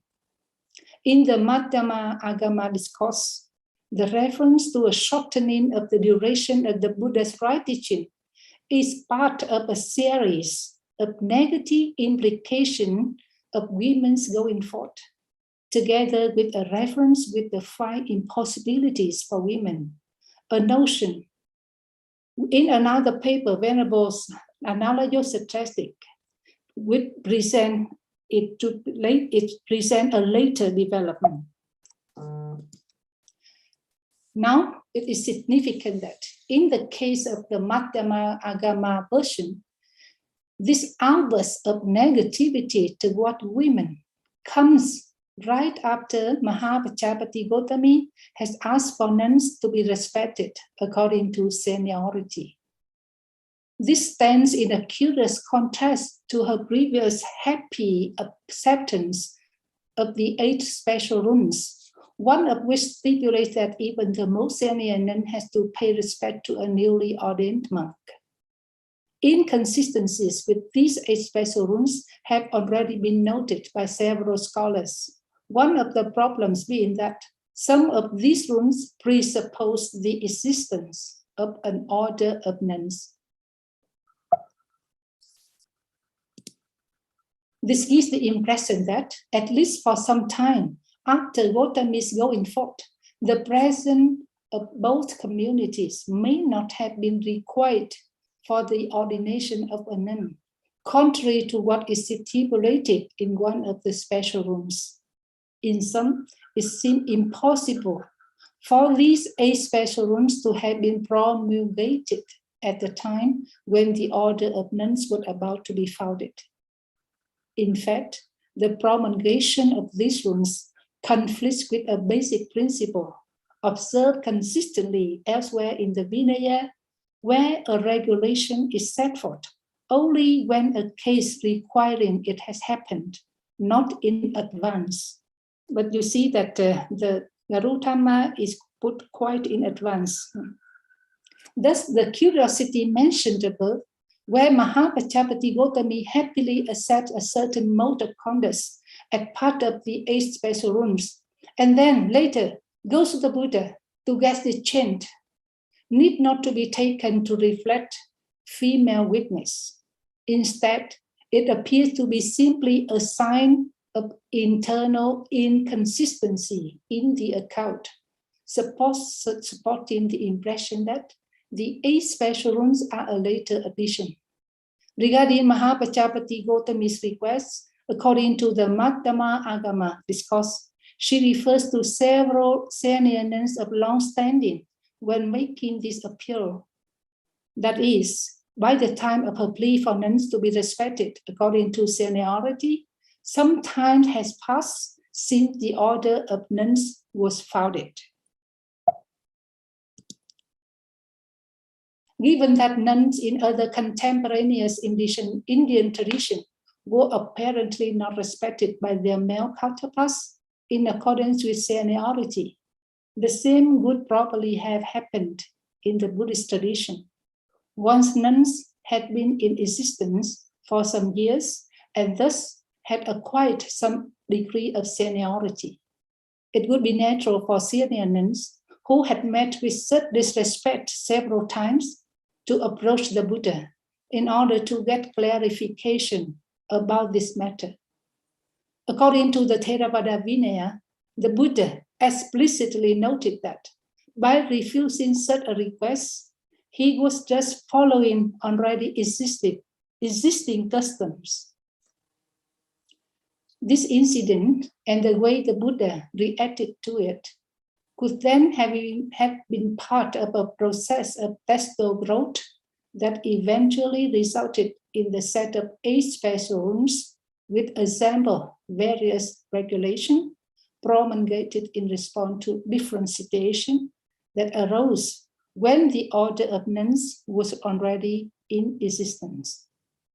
The circumstance that in the Madhyama Agama version, an outburst of negativity toward women comes right after Mahāpajāpatī Gotamī has asked for nuns to be respected according to seniority could be of further significance. Reading between the lines, it seems that the negativity towards the nuns come to the surface when they are no longer as deferential and submissive as some monks would have liked. This part of the Madhya Agama discourse that hints at what would have fomented negativity towards nuns, an attitude evident in all versions of the account of how the order of nuns began. Such negativity would have become acute once the Buddha was no longer alive. After the Buddha has passed away, the struggle for survival among other competing religious groups in ancient India must have become rather acute for the Buddhist monastic community, who needed to ensure at any cost that the laity remained well disposed toward them and provided the required support and offerings. Lacking the central authority of the Buddha, a sizable section of the order of monks could have become increasingly nervous about the independent behavior of the nuns and their close relationship with the laity, facilitated by the circumstance that nuns, for reasons of security, were not able to live in secluded spots in the way this was possible for monks, and ruthless naturally have tended to be in closer contact with lay followers. Once monks perceived nuns as problematic, it could have been natural for these monks to read that meanings into the simile that depict the adversities suffered by a field of corn or sugar cane, or the image of a household with many women and few men. That is, instead of illustrating a danger for nuns from the viewpoint of monks apprehensive of nuns, this image would of course have portrayed the danger posed by nuns. Such a change of perspective would then be inevitably have influenced the way these similes were preserved in the canonical records. This could also easily have led to giving a more explicit expression to their apprehensions about the need to ensure the continuity of the Buddhist tradition, culminating in the notion that the teachings would last only 500 years, a number of recurrent use in the early texts and with obvious symbolic significance. Whereas without those problematic nuns, it would last twice as long. The Mahāpajāpatī discourse, in fact, expressed quite vividly apprehensions regarding the existence of Buddhist nuns and their competition in regard to support and respect received from the lay community. Had an order of nuns not come into existence, householders would have invited the monks to step on their clothes and even on their hair. Householders would also have stood waiting by the roadside with food and drinks ready, inviting the monks to take anything from their homes. Even competition with other religious groups in ancient India would have been no issue at all. The Mahāpajāpatī version then draws up its testimony to the disapproving attitudes toward nuns among those who were responsible for the final shape of this discourse, with a reference to the 5 impossibilities for women, found also in the individually translated discourse and in the Mahāsasaka Vinaya. This leading does not stand in any meaningful relation to the remainder of the account, and thus seems to have found its place in here, simply because it fits the general trend of negative sentiments about women in general or nuns in particular. Such trends have made their appearance in various ways and cannot be confined to a particular tradition or school. In the present case, negative attitude toward nuns appear to be the main driving force behind several parts of the account of how the Buddhist order of nuns came into existence. This is perhaps not surprising, since such an account would be the most natural place for voicing such feelings. Based on what can be called from the Mahāpajāpatī discourse in comparison with the other version, it seems possible to arrive at a coherent narrative of the account of the foundation of the order of nuns. A sketch of such a version would be more or less like this. Mahāpajāpatī Gotamī requests permission for women to go forth, which the Buddha refuses, because conditions are not yet suitable for such a move, as her living the holy life in celibacy might not last long if she were to become a homeless wanderer. Therefore, he tells her that she should better live a celibate life in the more protected environment at home, having cut off her hair and put on robes. Mahāpajāpatī Gotamī and a group of women follow this suggestion and shave off their hair and put on robes. After the Buddha has left, they decide to follow him, thereby proving their willingness to brave the conditions of a homeless life. On witnessing their keenness and ability to face the difficulties of a homeless life, or else on being informed of it, the Buddha gives them permission to join the order. So that is what we have discussed about the content of the suttas from the Mattama Agama.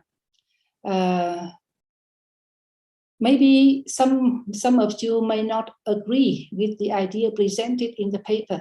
Most of them are Venerable Analayo's opinion, but I found it very reasonable and also based on very sounding argument. So now is the time for us to discuss more on this topic. And thank you so much for your attention. Thank you so much, Venerable Mahateri.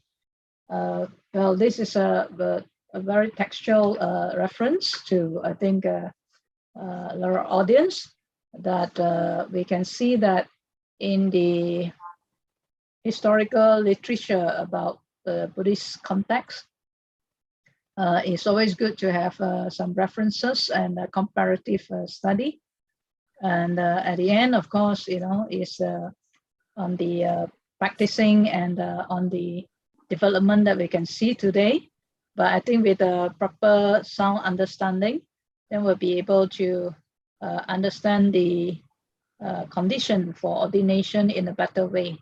But nevertheless, we know that the ordination is possible, and the ordination of today's bhikkhuni is also has been growing. And I think one important thing that I see from this presentation is that the importance of the step that Mahāpajāpatī Gotamī has taken, whether in the narrative of a different version, she actually has consent to certain way from the Buddha in living a noble life, and also the consent at the end to also take a homeless life. Because there are differences between the lay life and attainment, the highest attainment that they can go through, and also in the monastic life, the highest that they can go through. So indeed, in this way, that her bravery, her determination, and her initiative has made generation to come to have this opportunity to go forth and to lead the life of a Sangha. And also, I think from the sutta, we also read that quite a few references, or there are some other references about the bhikkhunis, and so this is one way we can understand the perspective on the higher ordination and the reason of the timeliness of the higher ordination for the woman. So thank you so much, Venerable Leopold. If you all have any question, you can actually post in the UTBSI host, or you can also send to my chat box. You can submit your question now, and if we have time, we can also address your question, 1 or 2 questions. So please also take this opportunity to clarify any doubt if you have.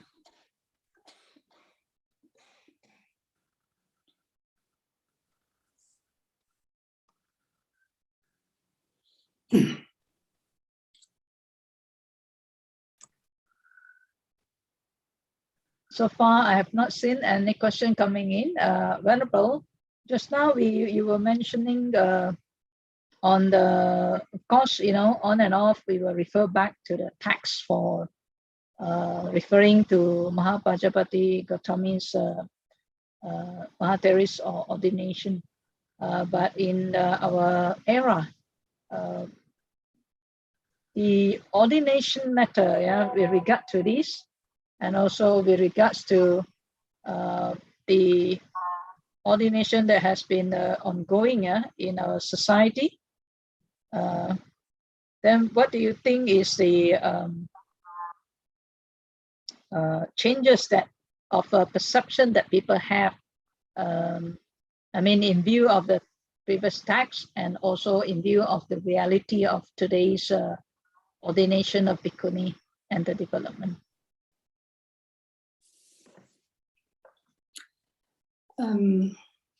So you ask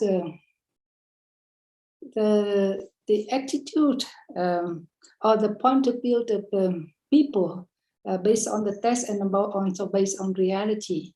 So I think that if based on the text, we already mentioned that some people think that the Buddha did not want to form the Bhikkhuni Sangha, and only because of Ananda, Venerable Ananda insistence that he has to be persuaded. But we had just proved that the Buddha won't do anything that he think that it will be harmful to the Sangha. And from the Bhikkhuni is certainly a part of the fourfold Sangha, and also his if the Bhikkhuni practice well, then it will make the Buddha Sasana bright. So if the Bhikkhuni can practice, can observe the Vinaya, can be homeless, so that they can concentrate on their time, on their energy, on their effort in practicing, then it must be better than living a home life. So sometimes if we only trust whatever in the sutta without critical thinking, then we would not, in my opinion, the Tipitaka is orally transmitted for more than 500 years before it was written down. So some changing, some addition must be there, as many scholars also remarked. So the formation of the Bhikkhuni Sangha is indispensable in the history of the Buddha Sasana. So in the text, we may see some reluctant, but not refusal. We have already mentioned in the paper. I just mentioned that the Buddha not refused, but he only reluctant. But finally he relented and he admitted the women into the Sangha. And now in reality, in the modern time, after 1,000 years without bhikkhunis in the Theravada tradition, now we have the opportunity to re-establish the Bhikkhuni Sangha. The question is it good? The formation, the re-establishment of the Bhikkhuni Sangha is good or bad? It is good for women. Is it good for women? Is it good for the Buddhism? Is it good for the lay community? So, in my opinion, the answer is yes. The re-establishment is good for women, so that we can have a chance to become a homeless nun and to observe the Vinaya and practice in our utmost level. Is it also good for the Buddha Sasana? Because the fourfold Sangha will be complete, and with the Bhikkhunis, well-learned and well practicing the Vinaya, they could be a very strong force for propagation of the Dhamma. And also, if the ladies have if the lay community have very well learning, well practicing bhikkhunis, in addition to the well learning and well practicing nuns, then they can learn a lot, they can benefit a lot. It does no harm to anyone, to anything. So the Buddha said, what is good for oneself and what is food for others? It is kusala dhamma. It is wholesome thing, and we should do it. Even though he said that, even though in his Vinaya, if something unnecessary and improper in the moment, in the time, then we can change. And if something necessary, we can add. But this one, we don't add at all. People think that bhikkhunis are revolutionary, are rebellious. But it is not like that. We are not doing any new things. We are not fighting for any out of our reach, because we only resume what the Buddha has given us in the Buddha's time. The Buddha had already allowed women into the Bhikkhuni Sangha, but due to the historical events, due to the difficulties, the up and downs of the Buddha Sasana, Bhikkhuni Sasana extincts. But now, with the compassion and with the wisdom of the Venerable Bhikkhu Sangha, it was re-established. So it is a very good thing to do. And we feel very fortunate that we live in this time. We were born in this time when we have the rare opportunity after 1,000 years. You imagine, ladies also very willing to live the life of the holy life, but are not able to do. Only in the Theravada tradition, they are allowed only to keep the 8 precepts, then to wear the white robes. Then some people say that, oh, only white robe nuns are traditional, Theravada traditional, and you wear yellow robe, you are not traditional. So you should reconsider who is traditional. In the Buddha's time, there were no white robe nuns, only white robe upasika, lay women or laymen. In the Buddha's time, and until now, the traditional nun, only the bhikkhunis at Samaneri Sikhamana. So 8 precept is a new initiative of the Theravada monks in the modern time.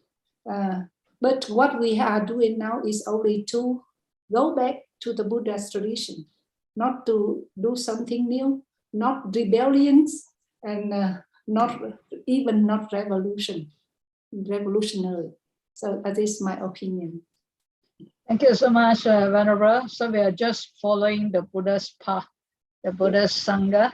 And indeed, Venerable P. Sivali Mahatero has mentioned, in the beginning, that the revival of Bhikkhuni Sangha is actually a tribute to the Buddha, a tribute to the Sangha, and a tribute to the Bhikkhuni Sangha, and also a tribute to the Fourfold Assembly. So I think we rejoice with everyone's effort, and also giving a more clear perspective. Yeah. And indeed, the Devas are protecting you after the whole talk and also the question and answer, that we are able to carry out this. I have maybe a comment or a question. Maybe I can read to you from Samaneri Upalavana. She said, Venerable, this version means, I think the text that you have read out, seems like the feminist viewpoint, since the Sanghayan did not have participation from bhikkhunis. But she said she really enjoyed this perspective. Can we bring in new rules for ordination and bhikkhuni sangha in this second sasana? Can we make bhikkhunis work independently as long as Buddha Dhamma is upheld?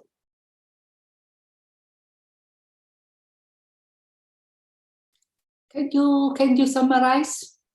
What she's trying to say is that can we bring in new rules for ordination and bring in new rules for ordination? For ordination and for bhikkhuni sangha in this second sasana, because people believe the first 2,500, we don't know where they get this figure, and the second sasana will be another 2,500 years. Yeah, can we make bhikkhunis work independently as long as Buddha Dhamma is upheld?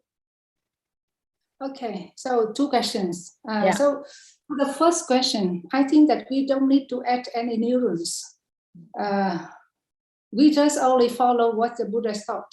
Because in the Vinaya, the Buddha first, when the first ladies would like to get ordained, there were no bhikkhuni sangha at all. Then the Buddha said, "O bhikkhus, I allow you to give ordination to women. Only monks can give ordination to women." And only after that, because before the ordination, the monks has to ask some very personal questions, even concerning the menstruation, etc. So the ladies were so shameful, she couldn't answer. So the Buddha said, okay, from now on, when the bhikkhunis will ask the question before leading them to the bhikkhus to give ordination. So it means that, and after that, the Buddha did not say that. The Buddha did not say that from now on the monks cannot give ordination. I remember when I was in Myanmar, I talked with Venerable Nandamala Viphamsa. At that time, he was the rector of the ITBMU, International Theravada Buddhist Missionary University in Yangon. So I asked him about the bhikkhuni ordination. He said that the Buddha allowed bhikkhus to give ordination, and he never refuted that statement later. So now, in this modern time, the situation is quite similar to the first beginning of the Buddhist history. Ladies want to be ordained, but there were no bhikkhunis. Then only monks can give ordination to women, and it is according to the rules. It is nothing wrong. And after that, when we have bhikkhunis, then bhikkhunis can join in giving ordination. So we don't need to add more rules for the ordination. We just keep following what the Buddha has laid down. Then the second question, that can the bhikkhuni sangha add the independent?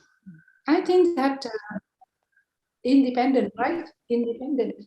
I think that now we are already independent. We work under the guidance of the monks, the bhikkhu sangha.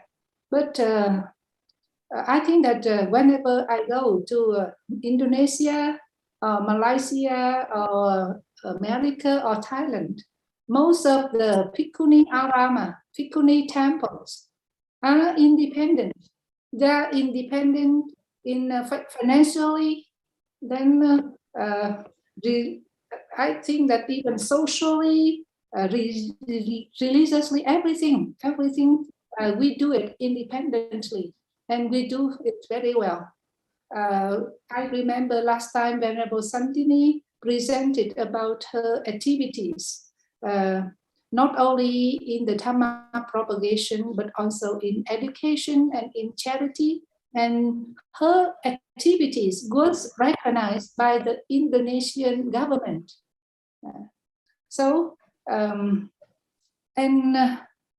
even though the Bhikkhunis number in Indonesia is very limited, less than 10, as I know. I don't know whether the update number is more than 10 or not, but even less than 10. But I was so impressed when I attended the first international Bhikkhuni ordination in Venerable Santini's temple. Only very few nuns, but nearly 1,000 lay devotees came and supported. And they did it perfectly, out of my expectation, more than my expectation. Everything was well done. And when I asked Venerable Santini, she said that many associations just came and asked, what shall I do? What can we help? And this one want to do this, that one want to do that. And then the ceremony was successful, was marvelous. So in this way, I think that the Bhikkhuni has been doing the leadership very well. Not only independent, but also leading the community in a good way to serve the sasana and serve the society. Right. Thank you so much, Venerable. I think in the interest of time, we will now conclude. Yeah. Although there's one particular feedback from the sister Yen Yok Hua, Barbara. She said, Venerable, what you have said that is good for women, for the ordination, for sasana. So we should focus on the present, and then we leave the past. So this is what we can do, and in terms of that, what the Buddha have said, and also the references to the literature. Yeah. So I think the devotees too,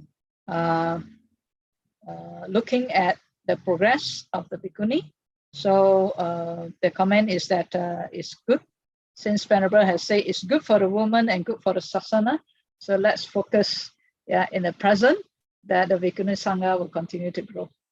So thank you so much for the perspective of looking at the ordination and of the importance of the step that Venerable Mahāpajāpatī Gotamī has taken.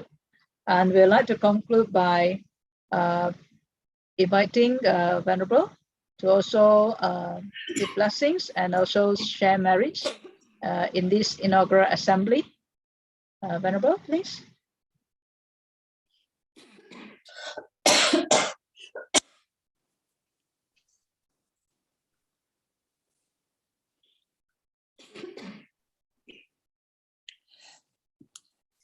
Venerable, could you request me to give blessing or what? I couldn't hear. Yeah, and share merits. Okay. With the merit we have accumulated through the time we speak the Dhamma and listen to the Dhamma, may this merit be shared to all the devas, to all the living beings, to all our relatives, departed as well as living. May all living beings be well, happy, and peaceful. May all be progressive on the path to Nibbana. And now let's recite the Anumodana in Pali verses. Akasattha Chapumatta Devanaga Mahitika Punyang no Anumodantu Chirang Rakantu Sasanang. Akasattha Chapumatta Devanaga Mahitika Punyang no Anumodantu Chirang Rakantu no Garu. Akasattha Chapumatta Devanaga Mahitika Punyang no Anumo Dantu Chirang Rakantu Nyatayo. Akasattha ca pummattha devanaga mahitika punyang no anumodantu chirang rakhantu panino. Akasattha ca pummattha devanaga mahitika punyang no anumodantu chirang rakhantu no sada. Idang no nyati nang hotu sukhita hontu nyata yo. Idang no nyati nang hotu sukhita hontu nyata yo. Idang no nyati nang hotu sukhita hontu nyata yo. Idang vatame punyang asavakhaya bahang hotu. Sadhu, sadhu, sadhu, sadhu, sadhu, sadhu. So, thank you so much again. And we have come to the end of the program for day 6. And we'd like to take this opportunity to thank Ayah Santini Mahateri, also to thank Ayah Liupak Mahateri, and all the audiences who have been there for the whole session, and to all our technical teams, Venerable Bhikkhuni Vijayani and Venerable Sadika, who has been very kindly assist and successfully managed this technical, and also to our friends who have made the videos, and to all, again, we well wish all of you good health and peace of mind, and continue to grow in the Dhamma. So we'll see you again. Tomorrow is the culmination of the 7 days of the commemoration. So again, we'd like to invite you to be with us for the 7 days. Yeah, and indeed, the Buddha say, in or whatever practice we have, the minimum, 7 days even can actually develop a noble person, a noble one. So we hope that you also join us to complete these 7 days of commemoration in memory of the Mahāpajāpatī Gotamī Mahatheri's Parinibbāna Day. So we can continue to inspire ourselves and also to invite our families and friends to join us together in this day of commemoration. And tomorrow will be the last day. And we will see you again, and wishing all happiness and growth in Dhamma. Thank you so much, and good night.